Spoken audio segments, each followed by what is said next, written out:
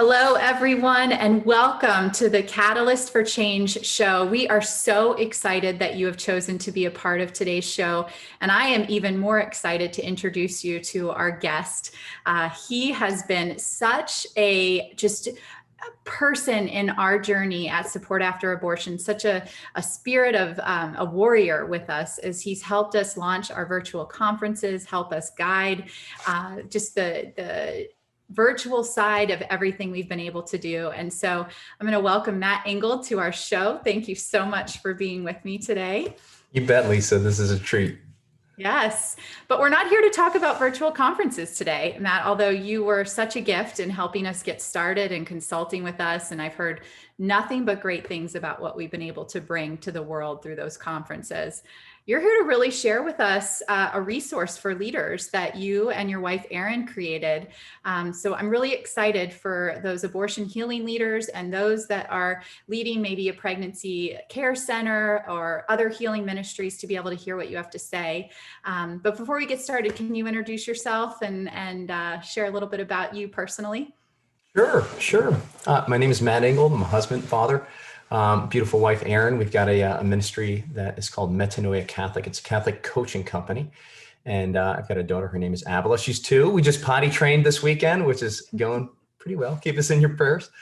But in short, and then I also have a virtual Catholic conference that we started at the beginning of COVID. And when a lot of the different live events were getting shut down. And so it was a great resource. We've had a number of conferences, just had a Bible conference this past weekend. And continue to get tons and tons of people from all over the world. There's just a hunger for truth right now, especially where there seems to be such an absence for truth at the moment. And there's something so liberating about being able to receive that truth and something so ennobling about being able to share it. With Metanoia Catholic, just a quick backstory with that. Erin and I, we struggled getting pregnant. When we finally did get pregnant, we and had our daughter, we kind of settled into this, I don't know, I'd say like a normal, really very normal life. We used to be very active in our church. We said, okay, Lord, you're calling us to an extraordinary fertility. Let's see what you have, what you want to do with us. And we just made ourselves very available when we had our daughter. And this is like, there's an element of understanding and prudence that comes with this. We kind of, our life got a little smaller, but we weren't really growing at this point. We were, kind of Netflixing our way through life. It was very much a Groundhog Day. There was no intentional growth that was going on. And we found ourselves getting into little petty arguments, and, our prayer life was ho-hum at best. And when we were visiting our parents down in Florida, we ended up getting in touch with some friends that Erin knew from college. And they were life coaches. And I had always frowned and kind of scowled a little bit at life coaching because it just seemed like such a silly thing, right? But here I was, I sat down with this couple, and they shared just their experience of transformation going through a life coaching program. And I could just look at their life and see so many things that I desired, just the passion, the vivaciousness. They were just very much alive, and they were very much alive in their faith as well. And it was so opposite of where I felt at that moment. And so Erin and I signed right up, and we started getting coached underneath these people. And as we started to go through it, it was a secular program, but we started to see a lot of the benefits of this secular program, how it was impacting our marriage, as parents, our prayer life, all these good things. Like a lot of natural virtue was developing in this. And there was a great freedom and excitement that came with exercising that dream muscle, that atrophied dream muscle that we had, and really entering into the writer's room with God and discerning his will, and then actively moving forward and pursuing and living out thy kingdom come in a very real, deliberate way, intentional way. And if there's one thing that we could say that the word that was different before and after, with before coaching and after coaching, it was intentional, right? Our life became very intentional. But we also came to really understand how important it was to cultivate a intentional interior life. And when I talk interior life, I mean, you might be thinking just very abstract, but really it's like, what are you thinking? What are your emotions? Are you in touch with those? Are you aware of those things that are floating around your head? We've got close to 60, 70,000 thoughts a day that are passing through our head. And 2 Corinthians 10:5 says to take every thought captive. Well, that's a lot of thoughts to take captive. But the more we started to just on a regular basis started to do this, reflect on the thoughts that we were thinking and how we were showing up, we just saw such a poverty in the church, but at large, where people just, they kind of feel victim to their thoughts. They're just operating on a default autopilot a lot of the time. And the freedom that they could experience if they only knew that they had complete 100% authority over what they think. And that really has this massive impact on how they show up in their relationships, in their prayer life. And it sounds so simple, but it is. And at the same time, it's challenging, right? Because you're really going against the grain. But when I started to see the convergence of neuroscience and theology and scripture and positive psychology all coming together into this beautiful revelation of truth, and quantum physics even coming together in this beautiful revelation of truth, it started to just, we just knew that we wanted to share this with other people. And we knew that we really wanted to do it in our Catholic faith, because there's a lot of things that we're finding in the self-development world that were quite contrary to our faith. They're leading more to a new age, perhaps even narcissistic in some ways. And we just realized how important it was to bring God back into the centrality of that. And when we looked around, we didn't find a program out there. We decided to create one ourselves. And that's what the Lord was calling us to do. And so that's where we get Metanoia Catholic. And we ended up developing a program, specifically a journal, that is a daily exercise, 7 daily exercise, in fact, to really going in and actively doing that. 2 Corinthians 10:5, taking those thoughts captive. It's Romans 12:2, being transformed by the renewing of your mind. It's John, I'm going to get this wrong. There's a passage in John where he says, I will send you the advocate and he will teach you everything you need to know and remind you of everything that I said. So it's very practical exercises of just moving a lot of those corrupt counselors that we make agreements with and accept into our lives, clearing them from the table so that we're only turning to our good counselors. And they are the ones that are helping us to put on the mind of Christ, and it transforms your life. There's such freedom that comes with it. And there's such purpose that comes with it too. Wow. And so I like to always say this, like there's a passion connected to your purpose here, is that you have had a tremendous life change through this coaching experience, and you've created purpose now as you're navigating and helping others. It's such a gift. It's a gift to our faith. It's a gift to leaders. It's a gift to marriage, everyone. Yeah. I mean, like, just Lisa, if you had told me 2 years ago that, I would start 2 companies, one of them touching 150,000 plus people across the world with the gospel. And certainly not all me, I got my partners and a lot of people that have supported that, or that I'd be publishing a book, publishing a journal, and coaching people one-on-one. I would have been like, there's nothing, if I look to the circumstances in my life, there's no evidence that I can find to really support that. But that's part of the problem. We also often look to the past to define how we're going to go forward in our future, or the present to what's possible in the future. And that's not walking by faith, right? Wow. Faith the size of a mustard seed, though. Big fruits, and fruits that will last will come forth from it.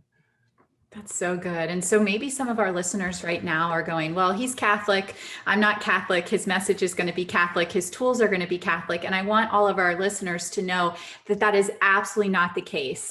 This is a very ecumenical tool. I've been blessed by it over the last week that I've received your journal. And that's why we're here today, because I've personally experienced it and really believe that this is a tool that can change people's lives. But not only that, Matt, the philosophy that you have that leads this journal is so, you said it, intentional. So can you talk to our listeners about what it is that this tool allows for?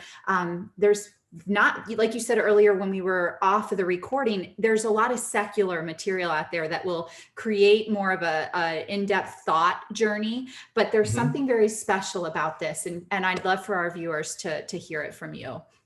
Sure. Some of it is being intentional with the story that you desire to write. Some of it is growing first in an awareness of what's going on interiorly.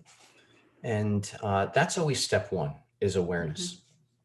Oftentimes, we we think that the reason we're not getting the results that we want in our life is because of our circumstances. And we look to our circumstances and we blame our circumstances for us not getting the weight loss goal, or the having the impact that we want, or getting the raise that we want, or insert whatever the goal is. But then you look to people in very similar circumstances or worse circumstances, and they're being successful. What's the difference? What's the difference? And a lot of it has to do with what they choose, what they choose. We've got this amazing thing that we have as humans, and to my knowledge, we're the only beings on the planet that have it, and it's called free will. And that free will gives us the ability to choose the story ultimately that we want to assign. See, I look to Viktor Frankl, and perhaps some of you have read his book, and he certainly was not a Christian man. He was an Austrian Jew who survived 4 years in the concentration camps and emerged from that with every opportunity to be bitter. He lost his wife. He lost his family. He lost friends. He was nearly killed a number of times. And yet he emerged with such a hope-filled message. And this message was that, like, regardless of those circumstances, we always get to choose. We always get to choose.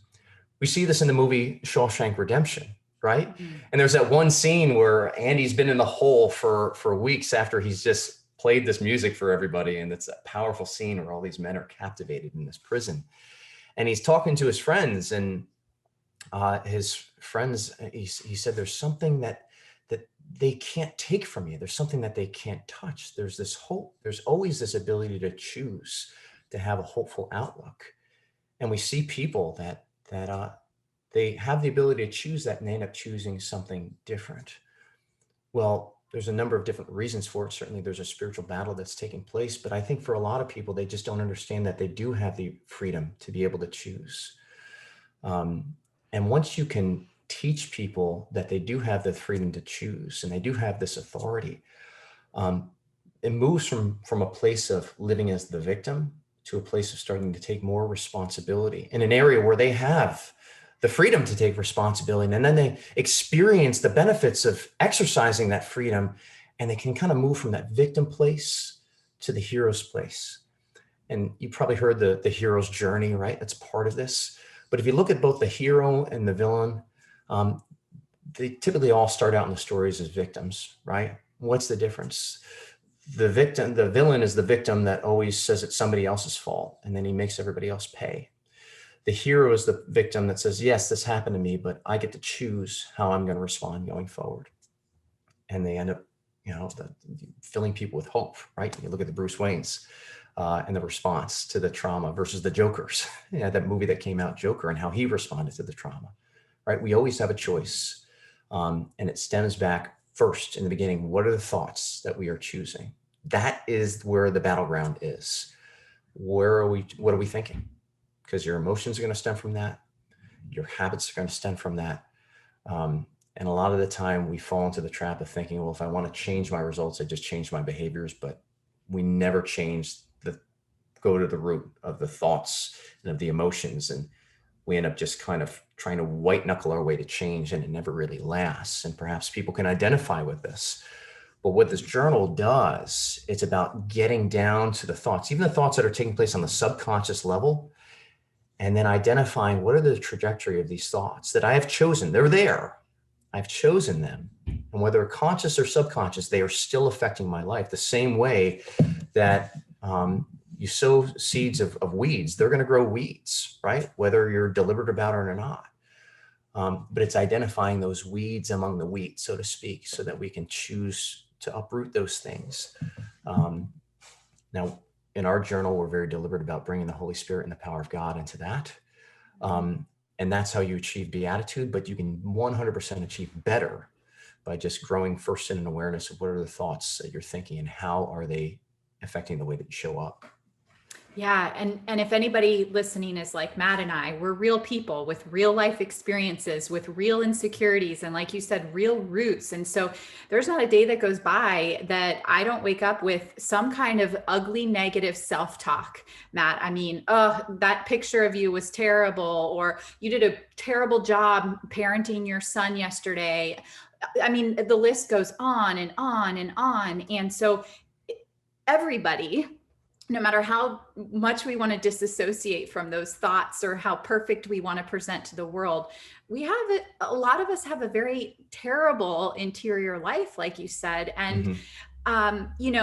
we have free will. And like you said, it's important that we hold those thoughts captive. And I can't do it by myself, Matt. And prayer often, I need, is wonderful for me, but there's something tangible about this journal, seeing it in writing, being able to really pray through it and hear God through it, that gives me a space in my heart and my mind that I do have the tools through God to be able to be a victor over that in a way that then provides hope and healing to others. So, why, Matt, is it absolutely vital as leaders in the pro-life movement, as leaders in the abortion healing industry, as leaders that are in healing ministry altogether, leaders of our homes, leaders of fill in the blank? Why is this journal like just the most valuable thing we can do for ourselves first thing in the morning or whenever we can make time for it? Freedom. It helps you to really find a place of freedom. Give an example. All right. So this happened right before we got on. All right. This is a little slip up of mine. So we do something where at the beginning on Sundays, we really map out what we're going to be doing for the week, because we both work. We've got our 2-year-old daughter. My mom can help out, but we want to be respectful there. And so Aaron was like, I'm going to take Avila for the morning. Right. And so I was like planning on doing some work. And at one point I went in and I said, I'm going to make Avila some breakfast. So I bring her out into the kitchen, make her some breakfast. Erin's she's cleaning up after a workout and doing her hair. And then when we were done with breakfast, my mom takes Avila out of the chair and Avila immediately runs outside by the pool. All right. And so my grandmother's here. She's 97 years old. She's got a nurse. Her nurse runs outside. I'm thinking, now this thought pops in my head. I don't need you to take care of my daughter. That's my responsibility. I can do that. It's like, I appreciate it, but like, I kind of felt bad that she felt like, or even a little bit judged in that moment, like he's not taking care of his daughter.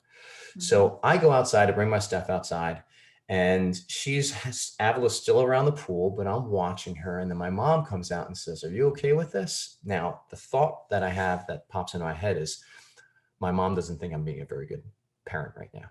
Right. That was kind of the subconscious one. I can reflect back and capture that one at this point. Now, all she said was, are you okay with this? Now, I could have just said, yes, I am okay, because I was okay with it. But instead I chose the thought, my mom doesn't really think that I'm being a very good parent right now. And so she said, okay, I'm going to put some swimmies on her. I said, okay, we'll put some swimmies on her. But I still had this residual feeling, because as soon as I thought that thought, there was this kind of a guilt that was there. All right. So Avila's now got her swimmies on. She's running around outside, and everybody's outside at this point, sitting around the pool and the lanai, but Erin is still inside doing her hair. All right. So Avila starts running inside and outside, 2.5 years old. And my mom says to me, did she just go back inside? That's all she said to me. Again, I thought, wow, I'm putting this burden on my mom. Now I got to go. And then the thought popped in my head, where is Erin? Where's she at? She said she was going to be in here. She said she was going to be helping me. She's not. She's being selfish right now. These were the thoughts that started going into my head. And as I started to think these thoughts, I started to have this emotion come up of entitlement. I was feeling angered, but I was also feeling entitled to my anger at that point. And so what happened was I marched over into the room where Erin was. And the first thing I said, the action that sprung forth from this emotion of entitlement, was, where are you at? You said you were going to be doing was accusation. First thing I did was I accused my wife. And Erin was just like, what's going on here? I told you I could take her. You took, and a fight ensued. Not a small fight. It was more of a tussle. And she, being as graceful as she was, she didn't get angry, but she was just like, is this really what's going on? And she kind of started challenging the story. And at that point, the emotion I started to feel was defensiveness. See, I didn't want to be wrong. I felt really good in that self-righteous place. But now she was challenging my story, and she was asking for evidence. She was like, can you show me the evidence? And as I was backpedaling, I felt this smile kind of come across my face. And it was like, oh man, she's got me. And so defensiveness was going in there. And I said, all right, I'm the one, I'm wrong, you're right. And that was it, and I went off into my corner. Mm-hmm. Where did this all come from? Now we resolved it, folks. We resolved it. She came in, she said, hey, are we okay? And I said, hey, this is what happened. And I kind of like went through the exercise, what I just shared with you. And, said, waited to cool off a little bit. It took some time to just cool off. I mean, emotions, you can change your thought, but the emotion doesn't immediately go away. It's literally a chemical response in your body. It's still, the residual is still there. It's literally a thought that's been made incarnate. And this is where the beauty of the neuroscience starts to come in, and the molecular, like it changes the way that our genes even express themselves. Words become flesh. It literally changes the way that we show up. So now, though, having this skill of being curious, and that's what this is teaching. It's just daily exercises of being curious about what you're feeling and what you're thinking. I can go through what I just was able to share with you, and I can make it so that I can choose the way that I think. Therefore, I can choose the way that I feel, and I can choose the way that I show up to a conversation with my wife, and she doesn't have to change at all.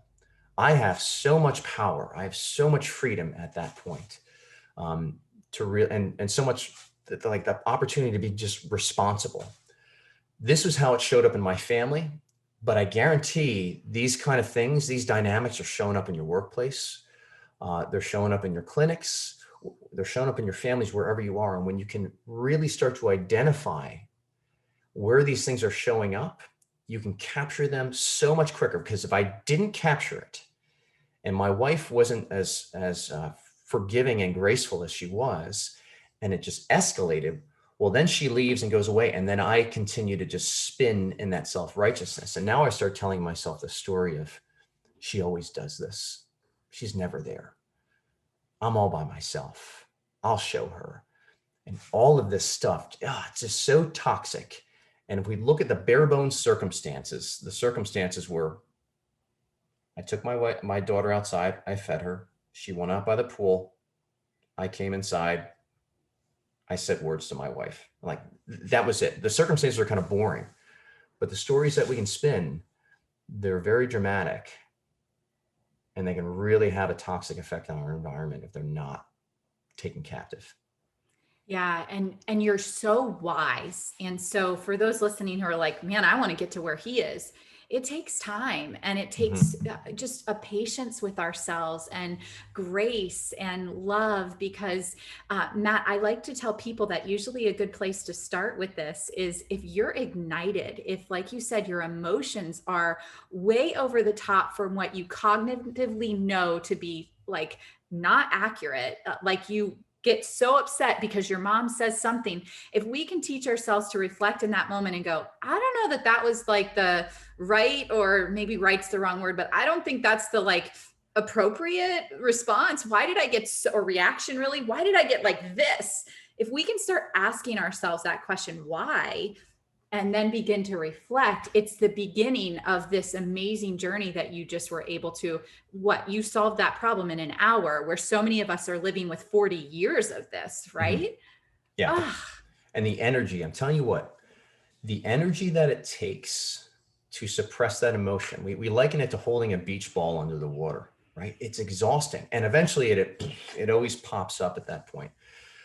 But the more you can actually do these exercises, you will, like, one of the effects is you will find that you actually have more energy. Like, there is so much energy that goes into holding on to these things and living in stress, like stress emotions, living in the fight or flight response, which literally actually has a negative impact on your ability to analyze. Like, when we go fight or flight, the forebrain actually, the blood vessels will constrict and they expand more towards our rear brain, right? And that's the more animalistic. This is really where we get a lot of our analytical thinking. So stress actually makes you dumber, literally. You lose the ability to go through these exercises. And so sometimes before we can go, like, I need to, part of the healing that I just went through and I shared with you is I needed to step away and I needed to breathe a little bit. and just pause and kind of experience that emotion a little bit too, which is also something that we teach is just the technique of processing emotions. Because when we don't process the emotions, what we end up doing a lot of the time is we end up doing things to avoid those emotions. We call this buffering. And they're typically practices that aren't really helpful, right? We eat, we indulge in Netflixing or social media. We do stuff to distract us. But there's something that those emotions really have to teach us. And there's often a poverty that's there. In Metanoia Catholic, we always want to identify that poverty because we want to invite Jesus in his abundance into that area. And that's really where the transformation takes place. That's so awesome. And you talk about energy, and when we talk about people that give of themselves all day long, and this is an industry that happens as healers, as people that are walking alongside others, everyone else, it seems there's so much energy that we give away, or that we exude, that if you're also internally, let's say, use that same idea, giving away energy because of your own pain, there's really nothing to give. And so there is an extra layer of exhaustion. I always say this, Matt, when I'm training other social workers or clinicians, is that compassion fatigue is real. But a lot of times compassion fatigue, the root is that we're not internally taking care of us and what we've got. So when we show up, everything around us is triggering and creating further exhaustion. So the motivation then is that you're not giving from a full cup if you're not taking care of yourself. And this tool is a great way to do that, along with your coaching, right? Right. Your yes doesn't mean yes, and your no doesn't mean no. When we're giving from a place of depletion, we don't have the ability to actually give a full yes.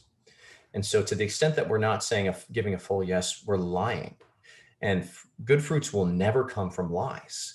And I think I see this a lot of the time, and it comes with the best of intentions, especially when people are working in, work like the work that you're doing here. They want to be able to give to somebody, but the reality of it is, like, you can't give what you don't have. And when you try to do it, you can often cause more harm than good with that. And you end up falling into this sin of ungodly self-reliance, or you get a savior complex, or it's now you actually start using the people that you're serving, because what you're really chasing is a good feeling yourself, the affirmation that comes with, I've helped this person. All right. But ultimately it's just not honest. If we follow the trajectory of that thought, it leads to bad fruits. Ultimately, it leads to burnout. It leads to, you may be showing up at work really nice, but your family life is feeling the brunt of it. I've seen that a lot of times. You see it a lot of time with pastors, right? See tons with pastors. There's a whole ministry out there for pastors that are experiencing burnout, or have fallen into some sort of, even sometimes extramarital affairs, in some extreme cases, because they have not allowed themselves to be ministered to. Wow. Yeah. And the last point that I really feel is important for leaders to hear is that it is absolutely important that we don't think healing is a one and done, or that we don't think personal growth is a one and done. Can you say more about that, Matt? Like, why is this a daily journal that we could do for the rest of our lives? Satan doesn't sleep. That's kind of my first response to it. So I fall back on what was the book? Wild at Heart, author. I'm drawing a blank on his name, but he's an incredible guy. Eldridge, such a good book. John Eldridge, yes. Thank you. And he's got this book, Wake the Dead, and it's all about, we're born into a world at war, and that's the reality of it.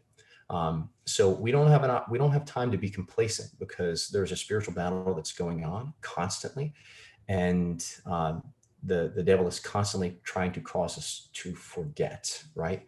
And this is causing us to remember, right? And that's where I think of Simba and the Lion King, right? Where he goes off and lives this Hakuna Matata life, right? And when he confronts his father in the clouds, he says, Simba, you've forgotten me. You've forgotten who you are. And it's very easy in the spiritual war to forget who we are, forget who our Father is. And you have to be very intentional about it, very intentional about it. If you don't have an intentional plan, you will forget. You will forget because you're constantly being bombarded by alternative narratives. And the thoughts, they come so fast. Like I said, 60 to 70,000 thoughts a day, they're passing through. And if there's no filter, if you're not looking at those things, you will let an enemy into your brain party at some point, and they will end up puking on your couch and all the crazy stuff that you don't want. And it will affect the way that you show up in your life. And it's happening on a daily basis. And so we constantly have thoughts to capture. But the thoughts that I've realized over time, there are some that I start to build up almost an inoculation to it, almost like the antibodies for it. We call these things a lot of time in our practice thought viruses, right? And the way that you build up antibodies is you have memory in your white blood cells in your body, so that when it recognizes a certain virus shows up, it triggers the release of those particular antibodies to go and destroy that, okay? Destroy that virus. So the more you can, this is what we're doing with, like, there's certain thoughts that show up in my head a lot of the time that, because I've gone through this so often, as soon as they spring up, I immediately unleash antibodies on those things. And I just renounce them in the name of Jesus. I rebuke those things. And I don't give them an opportunity. I don't give them one further for entertainment because I know where they lead. I know that they're truly destructive. Even if they look like they're nice, I know where they lead, and I know that they're destructive. And the more we can build up those antibodies, which comes through this journal, you can start to identify those enemy thoughts when they pop into your head. You renounce them immediately, and you really start to experience freedom in those areas. And over time, you really build up a good inoculation to yourself, for yourself. So good. It's so good, Matt. You know, I want everybody to hear that I endorse this journal. I have been doing it for a week. I endorse journaling in general, but this is the most intentional journal that I've ever experienced. I was sharing with Matt earlier that as part of the journaling process, it asks you to take 10 things captive that you're grateful for. And the first couple of days, it was easy. But after like the fourth day, I'm like, oh my gosh, where's the rest of my gratuity? I could only come up with 5 things or 7 things. And it is growing me, and it is helping me be available to the things that God's calling me to be. And so it is absolutely essential. Leaders, anybody that's helping anybody, families, parents, whomever is listening, that we are giving to ourselves in the way that we're giving to others. And this journal is an amazing opportunity. You know, Matt, I might, because it's the first of the year and there's so many things that everybody's trying to do, help people understand why this isn't one extra thing like starting a diet, or one extra thing like, you know, why is this different than maybe these things that people are like throwing 10 things in the bowl, trying to mix it together for a better you? What's different about this journal? That's a great question. I'd say it's different because it can be whatever your goals are, whatever the things you want to accomplish, this is going to give you the path. Like, it's an overlay that it's a formula that you can use, that you can apply to any particular goal. In fact, exercise 3 is contemplating your goals with God. It's actually being very deliberate with what we want to accomplish. Well, that first starts with like, okay, what are the things that somebody has to do to accomplish that goal? All right. That's usually where people stop, right? They just come up with the behaviors they need to change, and then they start white knuckling their way to behavior change, and then it fails and they have a bad day, or something like that, and they just fall back into old habits. Literally, they're old habits. But if we understand the design, God's design, that in an ordered sense, what we do and how we behave is meant to really come from an emotional state. There's an animation of a word that's becoming flesh in us, literally through the release of these chemicals in our body that start to change the way that our cells express themselves, or that our different hormones are released into our body that start to send us into action and naturally moves us into some sort of behavior. And that those things are subject to a thought that we can willingly choose. Well, when we can start to recognize that, we go really to the source of the virtue, the source of the virtue that we're seeking to achieve. And we can start to live from that. Romans 12, to be transformed, not by the changing of your behavior, but by the renewing of your mind at this point. And we allow that transformation to be a very incarnational experience, starting first from like this thought. And then it manifests it in a very ordered sense, in the same way that in a very natural way that doesn't really take a ton of willpower at that point beyond just selecting the thought. It's much like selecting the seed that you're going to plant in the soil. You plant the soil, you water it.